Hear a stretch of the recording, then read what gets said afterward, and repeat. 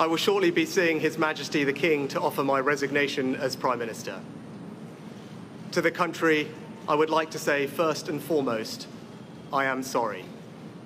I have given this job my all, but you have sent a clear signal that the government of the United Kingdom must change, and yours is the only judgment that matters. I have heard your anger, your disappointment, and I take responsibility for this loss. To all the Conservative candidates and campaigners who worked tirelessly but without success, I am sorry that we could not deliver what your efforts deserved. It pains me to think how many good colleagues who contributed so much to their communities and our country will now no longer sit in the House of Commons. I thank them for their hard work and their service. इंग्रजांनी भारतावर 150 वर्ष राज्य केलं, त्या इंग्लंडची किंवा त्या इंग्रजांची परिस्थिती जर सध्या पाहायची म्हणलं तर प्रचंड वाईट आहे. म्हणजे कोविड काळातला त्यांचा जो पापाचा घडा आहे, जे सत्ताधारी होते ऋषी सुनक, जे भारताचे जावई आहेत आणि चुकीच्या माणसाच्या भारतात संपर्कात आल्यामुळं आणि कदाचित दुसरीच हवा डोक्यात घुसल्यामुळं त्यांनी देशाकडे लक्ष दिलं नाही. भारताची जशी अर्थव्यवस्थेमध्ये वाट लागलेली आहे, जीडीपी 100% खाली घसरलेला आहे, तशीच परिस्थिती त्या इंग्लंडची. आणि तिथं ऋषी सुनक नावाच्या इंग्लंडच्या या प्रधानमंत्र्याला सत्तेतून पायउतार व्हावं लागलं. काही महत्वाची कारणं आहेत. माझ्या मते 5-6 कारणं हे ऋषी सुनक सत्तेतून पायउतार होण्यासाठी फार महत्वाची वाटतात. तर दुसऱ्या बाजूला कियर स्टारमर, जे मजूर पक्षाचे आहेत आणि ज्यांनी हुजूर पक्षाला त्या ठिकाणी हरवलेलं आहे, अर्थात ताकदीनं त्या ठिकाणी आघाडी घेतलेली आहे. इंग्लंडचा नवा इतिहास रचण्याचं काम, लिहिण्याचं काम किंवा घडवण्याचं काम कियर स्टारमर त्या ठिकाणी करतील. 650 पदसंख्या असणाऱ्या इंग्लंडच्या तिथल्या लोकसभेमध्ये म्हणू किंवा तिथल्या देशाच्या चालणाऱ्या कारभारामध्ये 2022 पर्यंत ज्या पद्धतीनं तिथं वेगळी वेगळी सत्तांतर होत गेली आणि ऋषी सुनक त्याच्यानंतर सत्तेवर आले. आता सध्या हुजूर पक्षांची सत्ता होती, परंतु ज्या पद्धतीनं मस्तवाल झाले होते, ज्या पद्धतीनं हुजूर पक्षाने पाप केली होती, ती 5 कारणं त्यांच्या पायउतार होण्याची आणि मजूर पक्षाला सत्तेत येण्याची महत्वाची वाटतात. म्हणजे साध्या भाषेत सांगायचं म्हटलं तर हुजूर गेले आणि मजूर आले.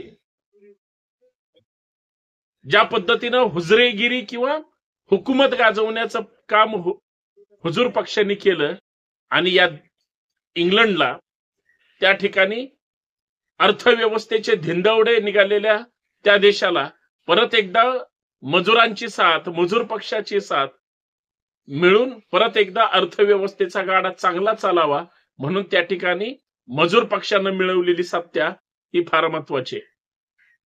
ऋषी सुनक हवेत होते. भारताच्या प्रधानमंत्र्यांशी त्यांची वाढणारी जवळीक ही ती जवळीक इंग्लंडला त्या ठिकाणी मातीत घालणारी होती असं म्हणायला साध्या भाषेत हरकत नाही. त्याची कारण आहेत.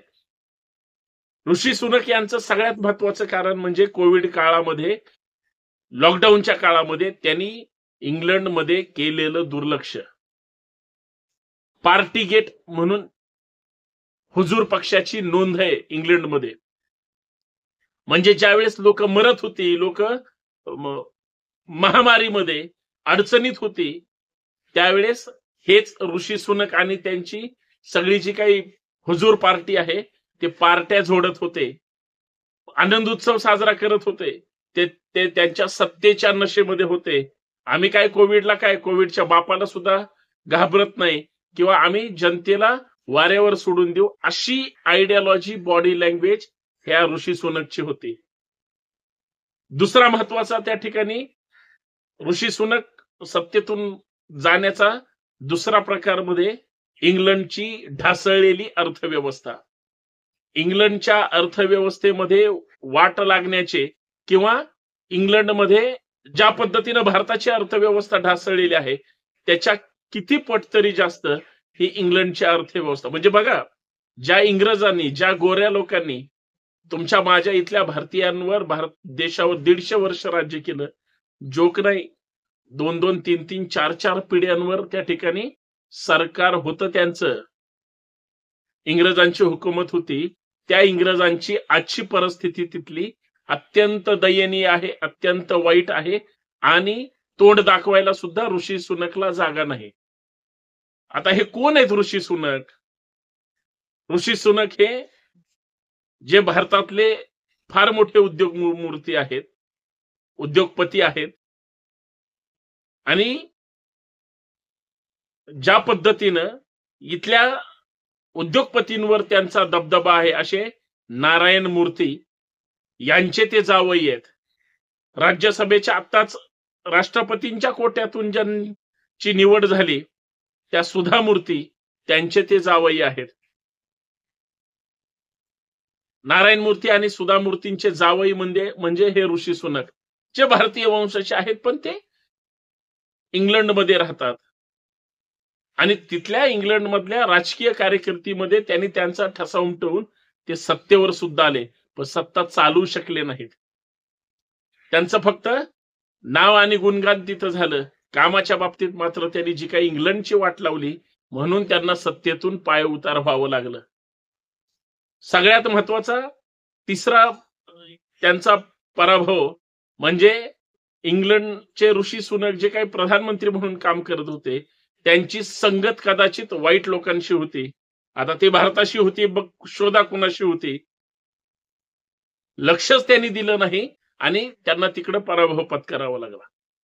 चौथा महत्वाचं कारण म्हणजे जी ढासळलेली अर्थव्यवस्था आहे ती कुठल्याही वर्षामध्ये ऋषी सुनक यांना सुधारता आली नाही. म्हणजे कोविड काळात झालेली बदनामी, अर्थव्यवस्थेने मोडलेलं कंबरड आणि लोकांमध्ये संपत चाललेली विश्वासार्हता, हे सगळ्यात महत्वाचं चौथं कारण हे ऋषी सुनक सत्तेतून पाय उतार होण्याचं आहे. कारण ज्या देशामध्ये महामारी सारखी एखादी घटना येते, महामारीनं जनता त्रस्त होते आणि तुम्ही जर पार्ट्या करत असाल, तुम्हाला देशाच्या अर्थव्यवस्थेची काळजी नसेल, तुम्ही जर देशाला मातीतच घालणार असाल, म्हणजे तुम्ही हुजूर सत्तेत असून सुद्धा मगरुनीनं वागताय, आमच्यापेक्षा भारी कुणी नाही असं जाणून देत आहे. आणि म्हणून कदाचित ऋषी सुनक यांना त्या इंग्लंडमधून सत्तेतून हाकलण्यात आलं असं म्हणलं तरी हरकत नाही. दुसऱ्या बाजूला तिथं महाराष्ट्रात जसा स्थानिक आणि बाहेरचा वाद आहे, विस्थापित विरुद्ध प्रस्थापित असा वाद आहे, किंवा पाचवा महत्वाचा मुद्दा तिथं म्हणजे वेगळ्या वेगळ्या देशांमध्ये जसा सत्ता संघर्ष चालू असतो त्याच पद्धतीनं तिथं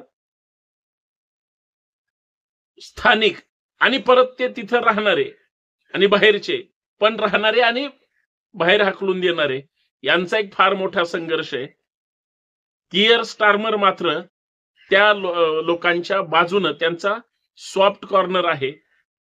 म्हणजे राहणाऱ्यांना, तिथं राहू इच्छित असणाऱ्या लोकांना कायमस्वरूपी राहू देण्याची कियर स्टार्मर यांची जी भूमिका आहे कदाचित ती महत्वाची आहे, महत्वाची वाटते, म्हणून लोक त्यांच्या पाठीशी आहेत.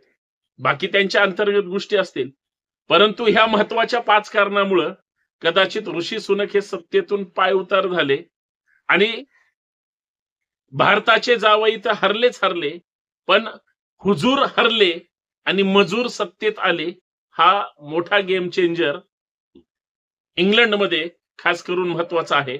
आणि भारतामध्ये भारताची अर्थव्यवस्था कोलमडून टाकणाऱ्या लोकांसोबत, नेत्यासोबत ऋषी सुनकचं चांगलं जुळत होतं, जमत होतं, म्हणून भारतातल्या नेत्यांची सवय ऋषी सुनकला तिथं लागली. म्हणून सगळ्यात महत्वाचं ऋषी सुनक हे इंग्लंडची अर्थव्यवस्था सांभाळू शकले नाहीत.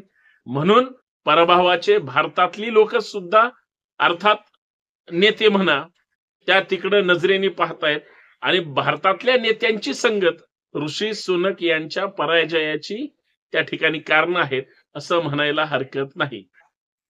बाकी जैसी करणी वैसी भरणी, पण हरकत नाही. हुजूर गेले आणि मजूर आले. ही पृथ्वी कष्टकरी, कामगार, शेतमजूर यांच्या तळहातावर त्या ठिकाणी तरलेली आहे, नाकी शेष नागाच्या.